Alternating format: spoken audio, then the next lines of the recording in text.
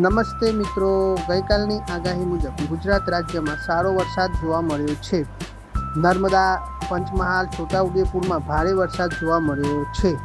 આજના વરસાદની વાત કરીએ તો બંગાળની ખાડીથી અરબ સાગર સુધી એક સ્ટ્રોંગ શિયર ઝોન રચાયો છે અને મધ્યપ્રદેશ પરની સિસ્ટમ ગુજરાત ઉપર આવી છે.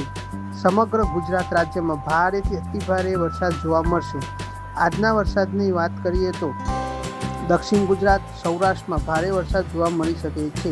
ગુજરાત રિજિયનમાં સારો એવો વરસાદ જોવા મળશે.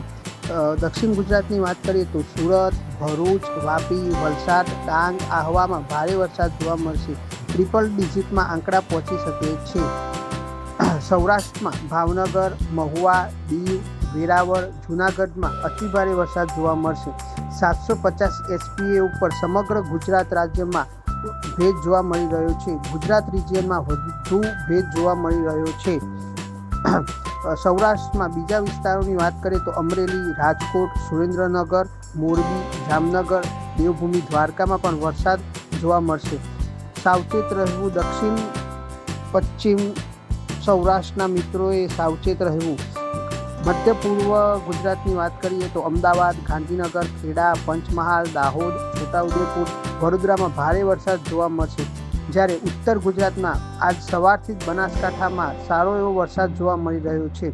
બીજા વિસ્તારની વાત કરીએ તો સાબરકાંઠા, મહેસાણા, બનાસકાંઠા, પાટણ, અરવલ્લીમાં પણ ભારે વરસાદ જોવા મળશે. મોડાસા, તલોદના આજુબાજુ વિસ્તારો, હિંમતનગરમાં પણ ભારે વરસાદ જોવા મળશે.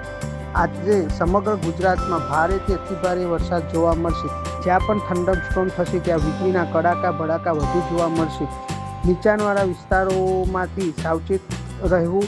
જ્યાં પણ એવું લાગે કે હવે વરસાદ ચાલુ થયો છે તો સુરક્ષિત જગ્યાએ પહોંચી જવું. ધન્યવાદ. ચેનલને લાઇક, શેર અને સબસ્ક્રાઈબ કરતા રહેજો અને તમારા મિત્રોને મોકલતા રહેજો.